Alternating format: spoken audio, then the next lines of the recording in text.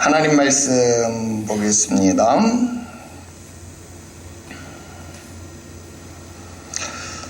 신약성경 요한 1서 2장이 기록된 말씀. 요한 1서 2장 12절부터 14절까지. 요한일서 2장 12절부터 14절 우리 세 구절 말씀을 함께 합독하겠습니다. 읽어요. 시작. 자녀들아, 내가 너희에게 쓰는 것은 너희 죄가 그의 이름으로 말미암아 사함을 받았으며, 아비들아, 내가 너희에게 쓰는 것은 너희가 태초부터 계신 이를 알았으며, 청년들아, 내가 너희에게 쓰는 것은 너희가 악한 자를 이기었음이라. 아이들아, 내가 너희에게 쓴 것은 너희가 아버지를 알았으며, 아비들아, 내가 너희에게 쓴 것은 너희가 태초부터 계신 이를 알았으며, 청년들아, 내가 너희에게 쓴 것은 너희가 강하고 하나님의 말씀이 너희 안에 거하시며 너희가 흉악한 자를 이기었음이라. 아멘. 할렐루야. 오늘 계속해서 철로역정 강독 해설 68번째 시간이 되겠습니다. 오늘은 작은 믿음과 큰 믿음 세 번째 마지막 시간이 되겠습니다. 오늘 여러분들 교재 340페이지 중간 부분부터가 되는데요. 우리 먼저 교재에 기록되어진 내용 같이 먼저 읽고 중요한 부분들 체크해서 가도록 하겠습니다.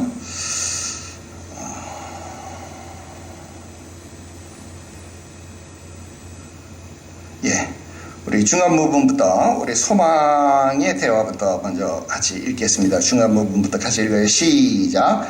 저의 잘못을 인정합니다. 그렇지만 당신의 엄격한 의견이 저를 화나게 만듭니다. 왜요? 당신은 마치 한 번도 밟아보지 못한 길을 자신의 생각으로 고정시키고 이리저리로 달려가는 활발한 새와 같습니다. 그러나 이제 그만 넘어갑시다. 토론한 것을 심사숙고하면 당신과 나 사이의 모든 것이 원만하게 될 것입니다. 그러나 크리스천 씨, 제 생각에 강도들은 단지 겁쟁이라는 생각이 듭니다. 생각해 보세요. 길에서 누가 오는 소리를 듣고 그렇게 도망칠 수밖에 없었나요? 왜 작은 믿음은 용감하지 못했습니까? 제가 생각하기에 그들과 한번 맞서보고 더 이상 방책이 없을 때에 항복해도 되었을 텐데요. 많은 사람이 그들을 겁쟁이라고 말합니다. 그러나 그러한 시험을 만났을 때 그렇게 하는 사람은 거의 없습니다. 용감한 마음에 대해서 말씀드리겠습니다. 작은 믿음은 용감한 마음이 없었습니다. 내 형제여, 내가 듣기에 만약 당신이 그러한 일을 당하면 한번 싸워본 후에 항복하겠다는 것은 이는 진실로 배부른 소리입니다. 그들이 우리에게서 멀리 떨어져 있기 때문에 이런 생각을 하는 것입니다. 만약 그들이 작은 믿음에게 나타난 것처럼 당신에게 나타난다면 그때는 당신도 생각이 달라질 것입니다. 다시 생각해 보십시오. 그들은 행인을 터는 도둑들입니다. 그들은 무적행의 왕을 섬기는 자들이며 왕은 필요하다면 그들을 도우며 그의 목소리는 우는 사자와 같습니다. 나는 작은 믿음과 같은 일을 당한 적이 있습니다. 굉장히 무서운 일이었습니다. 그 악한 세명이 나에게 덤벼들었습니다. 나는 그리스도인답게 처음부터 저항했습니다. 그들은 소리쳤고 자신들의 왕이 나타났습니다. 나는 속담에 이른 것과 같이 단돈 10원을 위해서 내 목숨을 내놓으려고 했습니다. 그러나 하나님의 도우심으로 나는 증거의 갑옷을 입었습니다. 하지만 비록 내가 갑옷을 입었을지라도 사나이처럼 행동하는 것이 어려운 일임을 알았습니다. 전투에 직접 참여하지 않고서는 사나이 자신처럼 싸울 것이라고 말할 수 없습니다.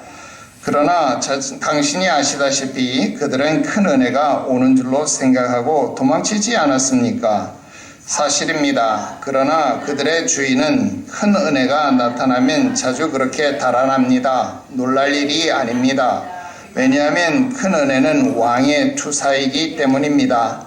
나는 당신이 작은 믿음과 왕의 투사의 차이를 구별하리라 믿습니다. 모든 왕의 신하들이 왕의 투사는 아니며 그렇게 될 수도 없는데 큰 은혜처럼 전쟁의 위협을 달성하려고 노력해도 투사가 되지 못할 수도 있습니다. 어린아이가 다윗처럼 골리앗을 물리칠 수 있다고 생각하십니까? 혹은 굴뚝새에게 황소와 같은 힘이 있다고 생각하십니까? 어떤 이는 강하고 어떤 이는 약합니다. 어떤 이는 큰 믿음을 갖고 있으며 또 다른 이는 작은 믿음을 갖고 있습니다. 이 남자는 적은 믿음을 가진 사람 중 한 사람이었고 그래서 궁지에 빠진 것입니다. 큰 은혜가 도둑들을 대했으면 좋았을 텐데요. 그렇게 되었다 하더라도 큰 은혜도 힘들었을 것입니다. 큰 은혜가 무기를 잘 사용한다 할지라도 그들에게 칼끝이 향하고 있을 경우에만 그들을 막을 수 있기 때문입니다. 만약 약한 마음, 불신 혹은 다른 자들이 둘러쌌다면 상황은 어려워질 것입니다. 그들이 큰 은혜에 발꿈치를 칠 수 있기 때문입니다. 당신이 아시다시피 사람이 넘어지면 무엇을 할 수 있겠습니까? 큰 은혜의 얼굴을 잘 살펴보면 상처와 흉터들을 볼 수 있는데 내가 말씀드린 것에 대한 증거입니다. 나는 언젠가 그가 전투 중에 있을 때 그가 우리가 힘에 지나도록 더 심한 고생을 받아 살소망까지 끊어졌다라고 말하는 것을 들었습니다. 이 악한 불안당들과 그의 동료들이 다윗을 어떻게 근심시키고 슬프게 만들었습니까? 해만과 히스기야도 그 당시 투사였고 불안당들에게 공격을 받았을 때 무진했었지만 그들의 겉옷은 상당히 손상되었습니다.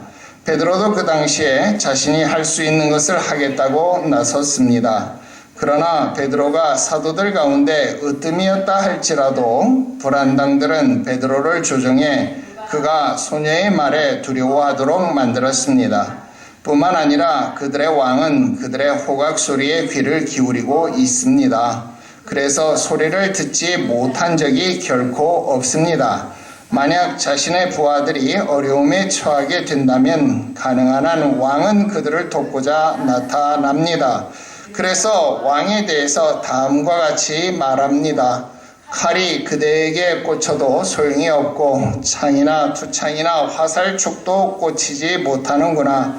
그것이 쇠를 지푸라기 같이 놋을 썩은 나무 같이 여기니 화살이라도 그것을 물리치지 못하겠고 물맷돌도 그것에게는 겨같이 되는구나. 그것은 몽둥이도 지푸라기 같이 여기고 창이 날아오는 소리를 우습게 여기며 이럴 때 사람이 무엇을 할 수 있겠습니까? 만약 사람이 욥의 말을 하고 말을 탈 수 있는 용기와 기술이 있다면 그가 큰 일을 할 수 있을 것입니다. 말의 힘을 내가 주었느냐? 그 목에 흩날리는 갈기를 내가 입혔느냐? 내가 그것으로 메뚜기처럼 뛰게 하였느냐? 그 위험스러운 콧소리가 두려우니라. 그것이 골짜기에서 발굽질을 하고 힘 있음을 기뻐하며 앞으로 나아가서 군사들을 맞대 두려움을 모르고 겁내지 아니하며 칼을 대할지라도 물러나지 아니하니 그의 머리 위에서는 화살통과 빛나는 창과 투창이 번쩍이며 땅을 삼킬 듯이 맹렬히 성내며 나팔 소리에 머물러 서지 아니하고 나팔 소리가 날 때마다 힝힝 울며 멀리서 싸움 냄새를 맡고 지휘관들의 호령과 외치는 소리를 듣느니라. 그러나 당신과 나 같은 말단의 사람들은 원수를 만나는 것을 원치 않고 다른 사람들의 공경에 처한 이야기를 들을 때 우리가 잘할 수 있는 것처럼 자랑해서도 안 됩니다. 또한 우리 자신이 사나이답다는 생각으로 마음을 높여서도 안 됩니다. 왜냐하면 그러한 자에게 시험을 당할 때 더욱 어려운 일들이 일어나기 때문입니다. 내가 앞에서 언급했던 베드로는 허황된 마음으로 충동되어 모든 사람보다 주를 위해 큰 일을 하고 견딜 수 있다고 큰소리 쳤습니다. 그러나 이런 악당들에 의해 격퇴되어 넘어졌습니다. 따라서 우리가 왕의 대로에서 그러한 강도들이 행한 것을 들을 때 우리가 해야 할 일은 두 가지입니다. 무장을 하고 방패를 확실히 가지고 나아가야 합니다. 왜냐하면 작은 믿음이 리워 야단의 강력한 공격을 물리칠 수 없었던 것은 그러한 무장이 없었기 때문입니다. 정말로 우리가 무장하지 않는다면 마귀는 우리를 전혀 두려워하지 않습니다. 따라서 마귀를 물리치는 기술을 가진 이는 이렇게 말했습니다. 모든 것 위에 믿음의 방패를 가지고 이로써 능히 악한 자의 모든 불화살을 소멸하고. 우리는 왕께서 우리를 호위해 주시도록 기도하는 것이 좋습니다. 그러면 그분께서 우리와 함께 가실 것입니다. 주님께서 함께 하심으로 다윗은 사망의 음침한 골짜기에서 기뻐할 수 있었습니다. 모세는 하나님 없이 한 걸음을 나아가는 것보다는 차라리 그가 선 곳에서 죽는 것이 낫다고 말했습니다. 오, 내 형제여, 주께서 우리와 함께 가신다면 원수 수만 명이 우리에게 달려든다 할지라도 두려워할 것이 무엇이겠습니까? 그러나 그분이 함께 하시지 않는다면 훌륭한 조력자들도 죽임을 당하게 될 것입니다. 나는 전에 싸움을 한 적이 있었습니다. 그런데 당신이 보는 바와 같이 내가 살아있는 것은 주님의 선하심 때문입니다. 나는 나 자신이 사나이답다고 자랑할 수 없습니다. 나는 그러한 첨예한 공격을 만나지 않았으면 좋겠습니다. 나는 우리가 모든 위험을 극복하지 못한 것을 두려워하고 있습니다. 그러나 사자와 곰이 나를 삼키지 못했으며 하나님께서 할례받지 아니한 블레셋에서 구원하실 것을 소망합니다. 그때 크리스천이 노래를 불렀다. 불쌍한 작은 믿음씨 도둑들 가운데 있었습니까? 강탈당했습니까? 믿는 자들은 이것들을 기억하시오. 더 큰 믿음을 갖고 수만 명을 물리치시오. 아니면 최소한 3명을 물리치시오. 예, 여기까지입니다. 자, 이제 다시 처음으로 돌아가서 우리 앞부분부터 살펴보도록 할게요. 자, 그러나 이제 그만 넘어갑시다. 토론한 것을 심사숙고하면 당신과 나 사이의 모든 것이 원만하게 될 것입니다. 이 부분에 밑줄을 그어 보겠습니다. 지금 크리스천과 소망 사이의 작은 언쟁의 모습을 보게 됩니다. 우리가 교회 안에서 흔히 겪을 수 있는 그런 모습들이다. 그렇게 보게 되지요. 그런데 그 처리 과정이 어떻게 진행되어지고 있는가, 우리가 그것을 잘 보고 배울 필요가 있습니다. 물론 저도 잘 안 되는 것이고요. 또 여러분도 잘 안 됩니다. 그리고 이게 한국 사람들 앞에 잘 안 돼요. 사실 잘 안 되는 부분이지요. 그리고 지금도 제가 뭐라고 표현해요? 우리들 가운데 있는 언쟁, 그렇게 표현하잖아요. 언쟁, 말다툼이다, 그렇게 표현을 하잖아요. 그런데 지금 우리 교재에서도 보면 존 버녀는 뭐라고 표현을 하고 있어요? 당신과 나 사이에 토론한 것, 이렇게 표현하잖아요. 토론한 것이다, 그렇게 얘기해요. 의견을 나눈 것이다, 그렇게 이야기를 하는. 서양 사람들은 이것을 의견을 나눈 것이다 이렇게 이야기를 하는데, 우리는 이것을 언쟁한 것이다, 논쟁한 것이다 이렇게 표현한다. 싸움쟁자를 써요. 이것을 싸운 것이다, 그렇게 이야기를 한다 이 말이에요. 그래서 기본적으로 이 좀 상황을 바라보는 관점에서 조금 차이가 있구나, 그런 생각을 해요. 그래서 잘 안 되기는 한다, 잘 안 된다, 그런 생각을 갖지만, 그래도 우리가 좀 교훈 아닌 교훈을 좀 찾아보자 하는 거예요. 어떻게 하면 될까? 첫 번째는 먼저 사과하자. 먼저 사과하자. 지금 소망이 뭐라고 이야기를 하는가 했더니, 내가 나의 잘못을 인정합니다, 그렇게 이야기하잖아요. 나의 잘못을 먼저 인정한다. 그리고 사과를 하는 겁니다. 여러분, 대부분 언쟁이든 토론이든 일방이라고 하는 것, 일방적이라고 하는 것은 사실 없어요. 한국인이 가리기를 좋아하는 건 뭐냐면, 네가 먼저 그랬잖아, 내가 먼저 그랬잖아, 누가 먼저 했냐 안 했냐, 이 선후를 따지기를 좋아하잖아요. 선후를 따진다. 그러니까 선후를 따진다라는 말 자체가 뭐예요?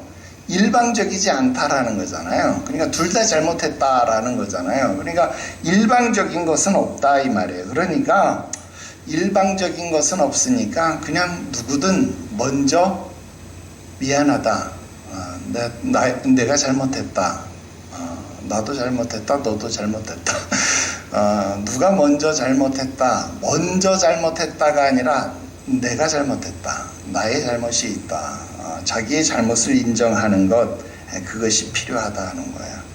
이건 나도 잘 안 되는 거지만, 여러분도 잘 안 되는 거지만, 그런데 이걸 한번 노력해보자 하는 거예요. 그러면 교회 안에 언쟁은 굉장히 많이 줄어들 것이다 하는 겁니다. 그 다음 두 번째, 그만하고 넘어가기. 덮어놓고 넘어가기가 아니고 그만하고 넘어가기. 그냥 무조건 덮고 넘어가는 게 아니고 멈추고 넘어가기다 하는 거예요. 그만하고 넘어가기. 이것도 잘 안 돼요. 한국 사람들은 이것도 잘 안 돼요. 근데 내가 상담을 쭉 진행을 해봤잖아요. 근데 우리 훌륭한 상담사님이 나보고 그래요. 화날 때는 잠시 화장실 갔다 오래요. 잠시 화장실 갔다 오면 그 화를 잠깐 넘어갈 수 있대요. 그러니까 잠깐 멈춤, 그 잠깐 멈춤이 굉장히 필요한 것 같아요. 우리에게, 나에게, 여러분들에게. 그래서 잠깐 멈춤, 그만하고 넘어가기, 이게 굉장히 중요한 것 같다. 오늘 공부는 또 나에게 하는 소리인 것 같아요. 요즘 왜 자꾸 나 앞에 하는 설교가 이렇게 많지? 그만하고 넘어가기, 요거 필요하다 하는 겁니다. 그 다음 이 세 번째는 뭐예요? 심사숙고하기. 그만하고 멈춘 다음에 이야기했던 것들을 혼자 생각해 보는 거죠. 혼자 심사숙고하면 내가 잘한 것이든 또는 내가 못한 것이든 그게 정리가 되고, 정리가 되면서 내가 진짜 사과를 하든지 아니면 진짜 용서를 하게 되든지 그런 부분들이 일어나게 된다는 거예요. 그게 감정을 수용하는 부분들이 되겠죠. 이건 생각할수록 화가 나네. 생각할수록 분이 나네. 여러분, 그렇게 하면 안 되겠고요. 수용을 하는 것이죠. 그렇게 하면 우리들 가운데 일어나는 일들을 조금 멈출 수 있다 하는 거예요. 여러분, 지금 우리가 가진 교재가 두 권이잖아요. 이 교재 말고 빨간 책, 그러니까 두란노에서 나오는 부분 보면 이 크리스천의 요 부분에서 보면 크리스천이 왜요? 당신은 마치 한 번도 밟아보지 않은 길을 요렇게 나아가는 것이 아니라 요 부분에서 보면 크리스천이 소망에게 사과를 하는 부분이 나옵니다. 크리스천이 소망에게 내가 그렇게 말을 했다면 미안합니다, 그런 식으로 사과를 하는 부분이 나와요. 그래서 서로가 서로에게 사과를 하는 부분이 나오는데, 지금 우리 교재의 부분은 그 부분이 좀 생략되어진 것으로 보입니다. 그래서 이렇게 좀 서로가 사과를 하고 넘어갈 수 있다라고 한다면 오히려 분위기가 더 좋겠다, 좋아지겠다, 이런 생각을 해보게 됩니다. 그래서 교회 안에서 또 신앙의 동료들 가운데 분쟁이 일어났을 때 어떻게 이것을 정리할 것이냐 하는 것 잠깐 생각을 해봤습니다. 자, 그 다음 부분 볼게요. 자, 소망의 의견을, 자기의 생각을 또 제시를 합니다. 자, 제 생각에는 강도들이 단지 겁쟁이라는 생각이 듭니다.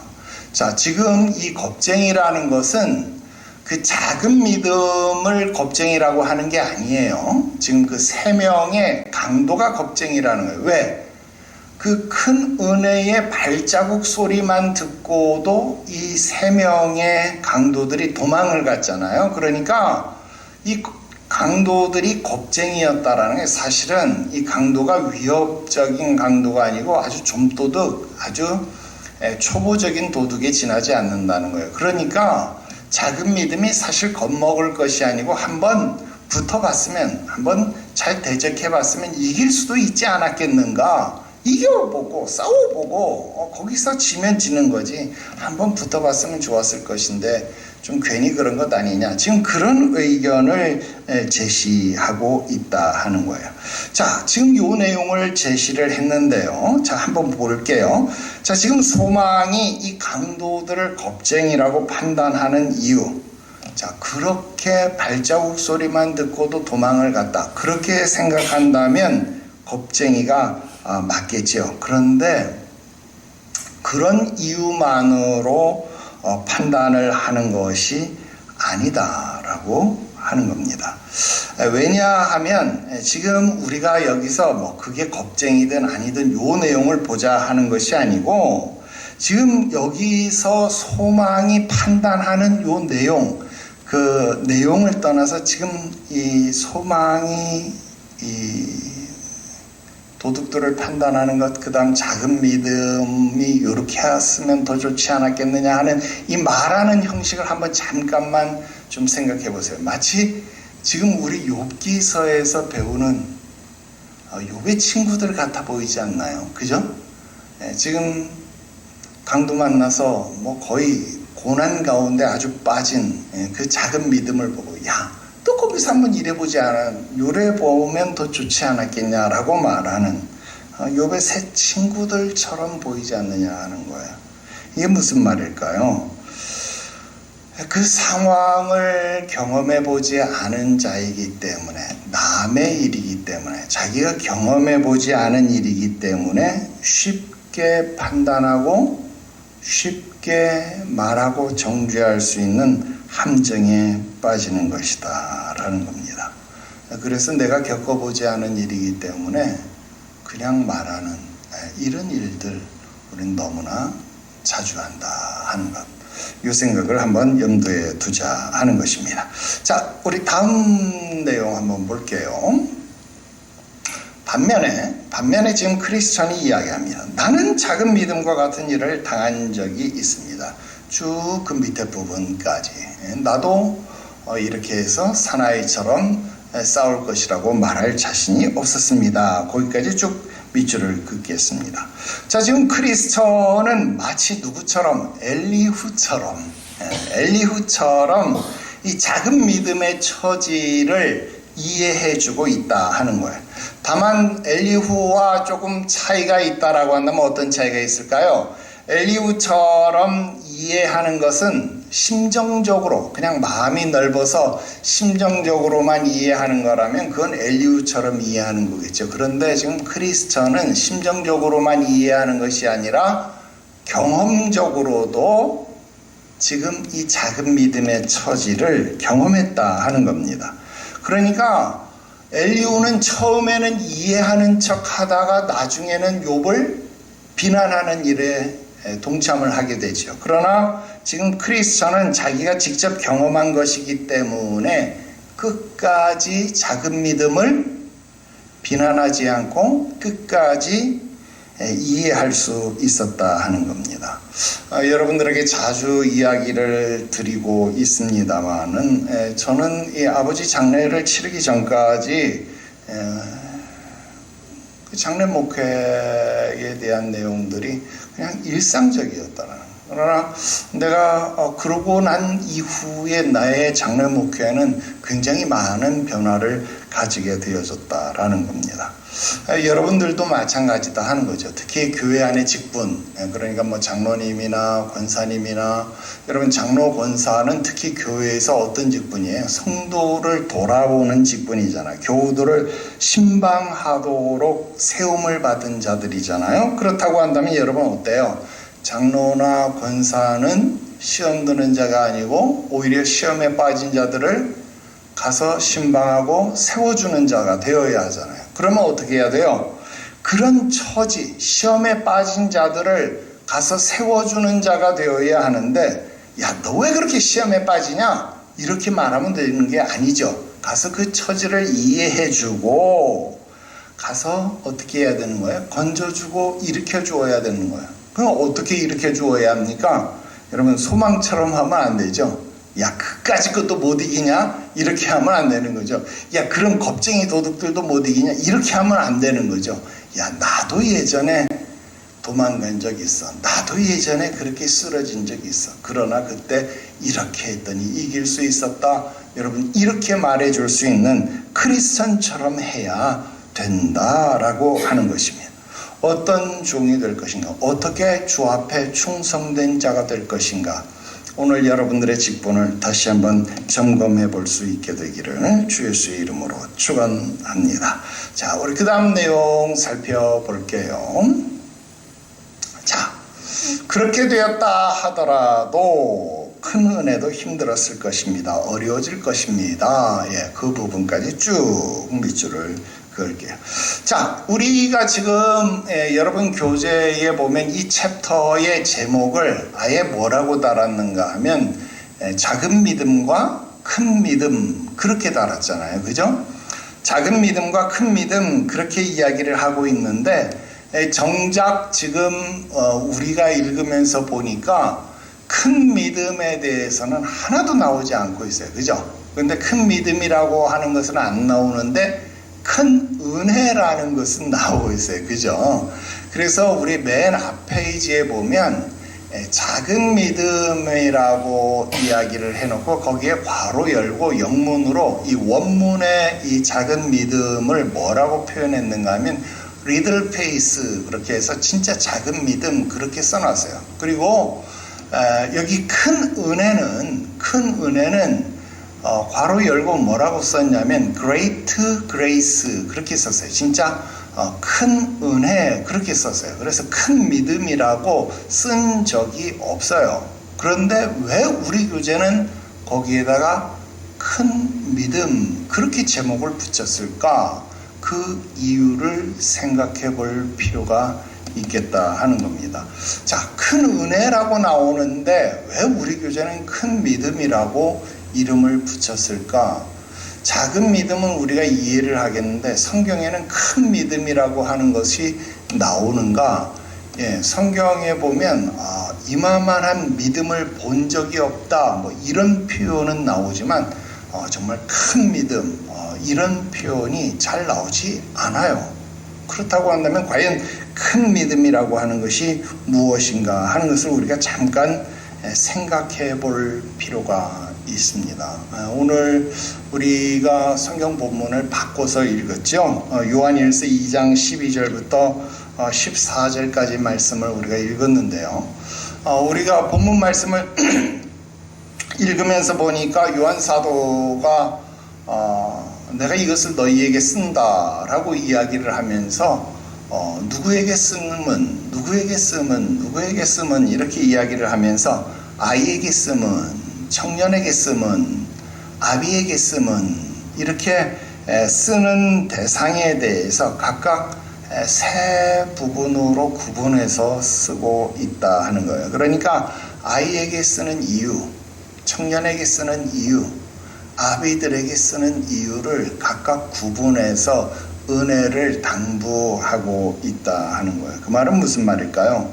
여러분, 우리 신앙생활 속에서, 우리의 삶의 모습 속에서 아이가 담당해야 할 은혜의 부분, 청년이 담당해야 될 은혜의 부분, 아비들이 담당해야 될 은혜의 부분이 따로 있다, 다르다, 그 분량이 따로 있다 하는 것을 말씀하고 있다 하는 거예요. 아닌 게 아니라 고린도전서 13장 11절 말씀에 보면 뭐라고 이야기하냐면, 내가 어린아이였을 때, 내가 아이였을 때는 말하는 것이 어린아이 같고 생각하는 것이 어린아이 같고 행동하는 것이 어린아이와 같았다.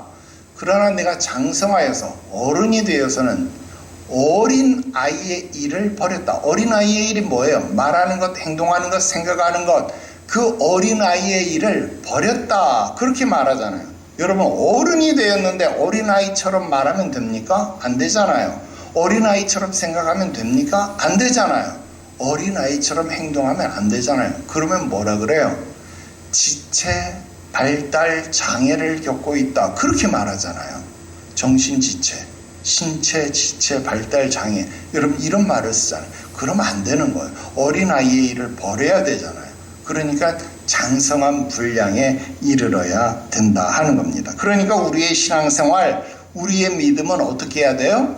자라나야 되는 거예요. 그러니까 작은 믿음에서 머무르면 안 되고 작은 믿음은 큰 믿음으로 자라나야만 된다라는 겁니다. 자, 그러니까 지금 앞에서 언급했던 이 작은 믿음, 이 어린아이의 믿음은 바로 그런 어린 수준, 어린 영적 수준에 속한 사람들을 이야기하는 거잖아요. 그렇다고 한다면 어린 아이와 같은 영적 수준에 있었기 때문에 작은 믿음은 강도들을 만났을 때, 여러분 소망이 보통 사람이 아니었잖아요. 그죠? 소망이 보통 사람이 아니었잖아요. 앞에서 우리가 지금까지 이 순례 여정 속에서 만난 이 소망의 내용을 보면 보통 사람이 아니에요. 그러면 소망이 지금 이 도둑들이 좀 겁쟁이 같았다라고 이야기했을 때 그 판단이 정말 완전히 틀린 판단일까요? 완전히 틀린 판단은 아닐 거예요. 그렇다고 한다면 약간의 겁쟁이 도둑들이었음에도 불구하고 겁쟁이 도둑들에게도 겁을 먹을 만한 작은 믿음이잖아요. 그런 작은 믿음에게도 두려워하고 겁을 먹을 정도의 약한 믿음이라고 한다면 그 믿음 상태로 계속 있으면 돼요? 안 되죠. 거기서 자라나야만 한다 하는 겁니다. 자, 어느 정도로 자라나야 될까요? 거기서 말하고 있는 청년 수준 어느 정도 되어야 할까요? 요한일서 2장 14절 말씀 보니까 청년은요, 하나님의 말씀이 그 속에 거하여서 심령이 강하고 담대하여서 흉악한 자를 이기는 자다. 흉악한 자를 이기는 자다 그랬잖아요. 그러니까 지금 철로역정에서 말하고 있는 큰 은혜에 해당되는 자가 바로 이 청년의 믿음에 해당되는 수준이 아닐까요? 그죠? 그러니까 흉악한 자를 이기는 자의 수준이라고 한다면 바로 이 청년 정도의 수준이 되어질 것이다. 그러면 작은 믿음, 이 어린아이의 믿음을 작은 믿음이라고 이야기를 했으면 큰 은혜가 가지고 있는 믿음은 어떤 믿음일까요? 작은 믿음에 비해서는 큰 믿음이 되어야 하겠죠. 그러나 여러분 큰 믿음이라고 하는 것은 작은 믿음이라고 하는 것은 우리가 이야기할 수 있어요. 어린아이와 같은 믿음이기 때문에. 그런데 큰 믿음이라고 하는 것은 이 비교급이니까 우리 비교급 할 때 이야기해서는 이것보다 큰 믿음이지만 저것보다는 작은 믿음이 될 수 있잖아요. 그러니까 큰 믿음이라고 하는 것은 이걸 크다라고 절대적인 기준으로 크다라고 말할 수 없어요. 그러니까 여기서는 그냥 큰 은혜가 가지고 있는 믿음을 그냥 큰 믿음이다. 그렇게 우리가 지금 표기를 하는 것이죠. 그냥 큰 은혜다. 큰 은혜가 가지고 있는 믿음. 그래서 큰 믿음. 이렇게 제목을 붙인 것이다. 우리가 그렇게 지금 평가를 해볼 수 있겠다라는 겁니다. 자, 그래서 이 큰 은혜가 가지고 있는 믿음, 그 믿음이 작은 믿음에 비해서 큰 믿음이다. 그렇게 이야기를 하는 거죠. 자, 이 믿음은 어떤 믿음이에요? 그 속에 뭐가 있어요? 하나님의 말씀이 있는 믿음이다 하는 거예요. 여러분 지금 이것만 공부하면 지금 이거 다 공부하는 거예요. 끝까지 다 공부하는 거예요. 이 믿음이 얼마나 중요한 믿음이냐면 그 안에 하나님의 말씀이 있기 때문에 그 말씀으로 모든 걸 견뎌낼 수 있어요. 고린도후서 1장 8절 말씀에 보면 바울이 뭐라 그래요? 고난 속에서 살 소망이 끊어졌다. 여기 오늘 본문에도 보면 그렇게 이야기했잖아요. 내가 살 소망이 끊어졌다. 그렇게까지 말하는 것을 보았다 그랬잖아요. 정말 살 소망이 끊어졌다라고 이야기했어요. 그런데도 살 소망이 끊어지는 환경 속에서도 하나님의 말씀이 그 속에 있는 사람은 어떻게 돼요? 살 소망이 끊어지는 환경 속에서도 살아갈 수 있어요. 그래서 여러분 우리 교회를 지킨 사람들은 어떤 사람들이에요? 큰 믿음이 있는 사람들이에요. 아멘 해야죠. 여러분들은 큰 믿음의 소유자들이에요. 여러분들은 하나님만 의지하고 그 말씀으로 견딘 거다 이 말이에요. 그래서 하나님이 기적적인 건지심을 체험할 것이다 이 말이에요. 그래서 어떤 고난을 받는다 해도 그것으로 인해서 마음 졸이고 염려하고 걱정하지 않는다 이 말이에요. 그리고 얼마든지 고난 염려 찾아와도 여러분 그것으로 인해서 힘들어하지 않는다 이 말입니다. 디모데후서 1장 12절 말씀에 이로 말미암아 내가 또 이 고난을 받되 부끄러워하지 아니함은 내가 믿는 자를 내가 알고 또 내가 의탁한 것을 그 날까지 능히 지키실 줄을 확신함이라. 여러분 말씀이 우리들에게 약속한다 이 말입니다. 여러분 이것이 큰 믿음, 청년의 신앙을 가진 장성한 자의 믿음이다 이 말입니다. 그래서 큰 믿음을 가진 자, 여러분 이 사람은요 악한 자를 이기는 믿음의 수준이다 하는 겁니다.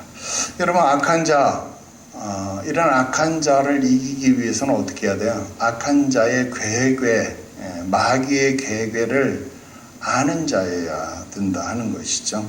고린도후서 2장 11절 말씀, 우리로 사단에 속지 않게 하려 함이라. 우리는 그 계책을 알지 못하는 바가 아니로다. 여러분 악한 자의 계계를 알지 못하는 자가 아니기 위해서 여러분 어떻게 해야 되는 거예요? 큰 믿음은요 그냥 되는 게 아니라 말씀을 부지런히 배워야 합니다. 여러분 한번 생각해 보세요. 여러분 지난 십수년간 교회 다녔고 또 그 다음 십수년을 다시 교회 다녔을 때 무슨 차이가 있었는지 한번 생각해 보라 하는. 여러분 언제부터 여러분들의 믿음이 그렇게 크게 자랐는지 생각해 보라 하는 거예요. 언제부터 여러분들의 믿음이 그렇게 자라났느냐는. 여러분 배우지 아니하고서는요 믿음이 자라날 수 없어요. 믿음은 어디서 나와요? 들음에서. 들음은 그리스도 예수의 말씀에서 난다 이 말이에요. 여러분들이 지난 10년 동안 열심히 말씀을 듣고 배우니까 여러분들의 믿음이 자랐다 이 말이에요. 그래서 여러분 믿음이 자란 거예요. 여러분 이거 부인하면 안 되는 거예요. 여러분 부지런히 듣고 배우니까 여러분들의 믿음이 자기도 모르는 사이에 믿음이 자라는 거예요. 여러분 그 이전에 여러분들의 신앙생활과 말씀을 배운 이후의 신앙생활은 여러분 천지 차이다 이 말이에요. 그래서 말씀을 어떻게 배워야 돼요? 체계적으로 배워야 돼요. 편식하지 말고 골고루 잘 먹어야 여러분 잘 자라날 수 있는 것처럼 성경 66권을 골고루 잘 배워야 되는 거예요. 그것도 성경만 배우면 안 된다고. 뼈대가 있어야 돼. 그러니까 어떻게 해야 돼요? 교리도 배워야 되는 거예요. 그래서 교리와 고전도 골고루 잘 배워야 되는 거예요. 그래서 하나님 말씀 또 전신갑주로 무장되고 말씀의 검을 쥘 수 있게 된다 하는 겁니다.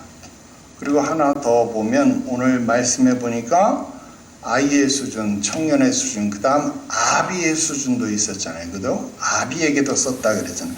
아비의 수준 뭐예요? 아비라는 건 뭐예요? 아들이 있다는 얘기잖아요. 아비는 아들이 있다는 거잖아요. 결혼했다는 얘기잖아요. 그죠?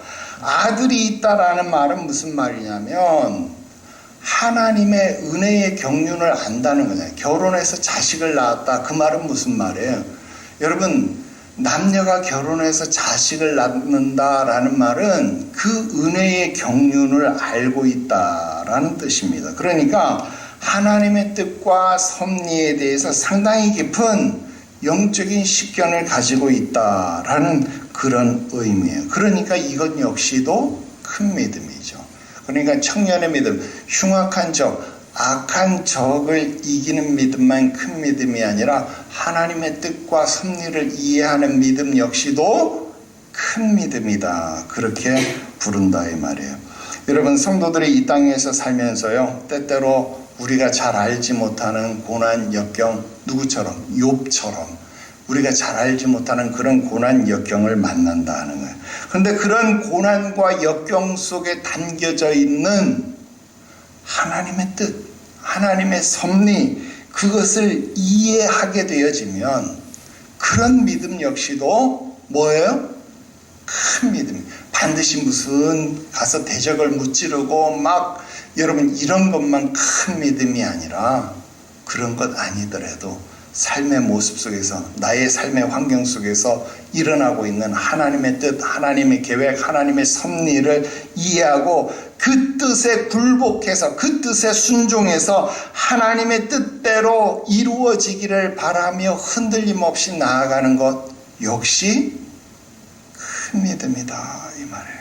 그래서 오히려 주를 더욱 사랑하게 되는 것, 여러분 이것도 놀랍게 큰 믿음이다 이 말. 다시 본문으로 돌아가 볼게요. 자, 큰 은혜가 와도 이거 힘들었을 겁니다. 왜? 큰 은혜가 무기를 잘 사용한다고 할지라도 그 무기의 칼끝이 어디를 향해야 돼요? 그 무기의 칼끝이 적들을 향하지 않으면 힘들었을 것이다 그 말입니다. 여러분 말씀을 잘 배웠다고 할지라도 여러분 그 말씀의 칼끝이 적을 향하지 않으면 힘들다 이 말입니다. 그 말은 무슨 말이에요? 여러분 우리는 말씀을 우리가 잘 듣고 배웠다 할지라도 말씀의 검이 제대로 준비되지 않는다면요 적을 이기지 못한다 그 말입니다. 여러분 말씀은 우리가 뭐라고 배웠어요? 은혜의 수단으로 하나님이 우리들에게 주신 거라고 그렇게 배웠잖아요. 그러니까 그 말씀의 검이 날마다 준비되어져야 돼요. 어떻게? 적을 향해서 말씀의 검이 잘 벼려져 있어야 된다. 말씀의 검이 날카로워져 있어야 된다 그 말입니다. 그런데 이 말씀의 검이 약한 마음, 불신과 함께 휩싸여 있다라고 한다면 그 말씀의 검이 제대로 역할을 못한다 이 말이에요. 이게 무뎌진다 이 말입니다. 약한 마음, 불신. 여러분 이건 뭐예요? 여러분 약한 마음, 불신 이게요 민수기 신명기서에서 보면 이건 불신앙, 불신, 원망, 불평 이게 다 같이 오는 거잖아요.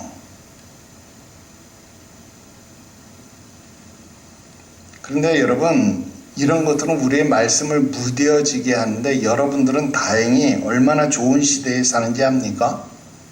언제라도 여러분들의 말씀의 검이 무뎌졌을 때 그냥 유튜브만 누르면 주일과 똑같은 은혜의 말씀이 여러분들 귓가에 들려지잖아요. 에? 얼마나 좋습니까? 항상 여러분들이 내 믿음이 떨어졌을 때 은혜의 말씀을 또 듣고 또 듣고 또 배울 수 있다. 여러분 굉장한 은혜의 시대를 살고 있다는. 자, 우리 마지막 볼게요. 따라서 우리가 왕의 대로에서, 자, 우리가 좁은 길, 힘든 길을 갈 때 해야 될 일이 아니라 어디를 갈 때? 왕의 대로를 갈 때. 우리가 평탄한 길을 갈 때, 우리가 편한 길, 좋은 길, 완벽한 길, 제대로 된 순례의 길을 갈 때, 여러분 힘들고 어려울 때 기도하고 말씀 보는 건 너무나도 당연한 거고, 지금요 우리가 왕의 대로를 갈 때 편안하고 바른 길, 온전한 신앙생활을 해야 할 때, 온전한 길을 가고 있을 때 우리가 왕의 대로를 가고 그 왕의 대로에 동그라미 치고 굵은 빛을 그어야 되는 거예요. 왕의 대로를 갈 때 그러한 강도들이 행한 것을 들을 때, 여러분 왕의 대로를 가면서도 이런 시험이 다가오잖아요. 왕의 대로를 갈 때 우리가 해야 할 것은 두 가지입니다. 첫 번째 뭐예요? 자, 우리 벌써 요한일서 2장 12절 14절 오늘 본문 말씀 아까 제가 설명하면서 다 이야기했죠. 첫 번째 무장을 하고 방패를 가지고 확실히 나가야 된다. 이 말 무슨 말이에요? 말씀의 검을 가지라 그 말이에요. 왜? 공격이 최선의 방어다 그 말이에요. 말씀의 검을 바로 가지라 그 말이에요. 여기서 믿음의 방패라고 이야기를 했는데 믿음은 뭐라고요? 믿음은 들음에서 나고 들음은 그리스도 예수의 말씀에서 난다. 제가 계속 얘기했잖아요. 그러니까 여러분 말씀의 검을 가지라. 우리들에게 은혜의 수단으로 준 게 뭐예요? 말씀이다라는. 그러니까 여러분 말씀을 잘 듣고 배우는 것 이게 굉장히 중요하다는 거예요. 그래서 왕의 대로를 갈 때 여러분 말씀을 듣고 배우는 일에 힘써야 합니다. 이거 굉장히 중요해요. 그 다음 두 번째 뭐예요? 은혜의 수단 두 번째는 기도다. 기도. 여러분 기도는 언제 하는 거예요? 급할 때, 어려울 때, 작전기도, 철야기도, 금식기도. 아이고 그거 언제까지 하랍니까? 그거는요, 작은 믿음일 때 하는 게 철야기도, 작전기도, 금식기도, 그건 작은 믿음일 때 하는, 그건 큰 믿음일 때 하는 게 아니에요, 여러분. 큰 믿음일 때는 무슨 기도하는 거예요? 습관을 쫓아 하는 기도가 큰 믿음일 때 하는 기도예요. 여러분, 작전기도, 새벽기도, 철야기도, 작전기도, 금식기도, 철야기도, 이런 거는요, 언제? 작은 믿음일 때. 작은 믿음일 때 증거를 달라고 막 철야기도 하고 작전기도 하고 막 금식기도 하고, 이건 작은 믿음일 때 하는 거라고요. 여러분, 제발 좀. 지금 작은 믿음이에요? 그러면 지금 좀 하고, 지금 큰 믿음이면 습관을 쫓아서 좀 매일매일 기도하시라고요. 지금은 습관을 쫓아서 항상 기도해요. 근데 우리 교회는 여러분 지금 습관을 쫓아, 여러분 올해 여러분 우리가 계속 기도했잖아요. 여러분 예배 시간 끝나고 우리 30분씩 기도하는, 여러분 이거 얼마나 엄청나게 기도. 다른 교회 다 한다고요? 옛날에는 한국교회가 예배 끝나고 이렇게 1시간씩 기도하고들 갔어요, 옛날에는. 근데 이제 이거 다 죽었어요. 근데 이제 우리 교회가 그거 다시 살린 거 아닙니까?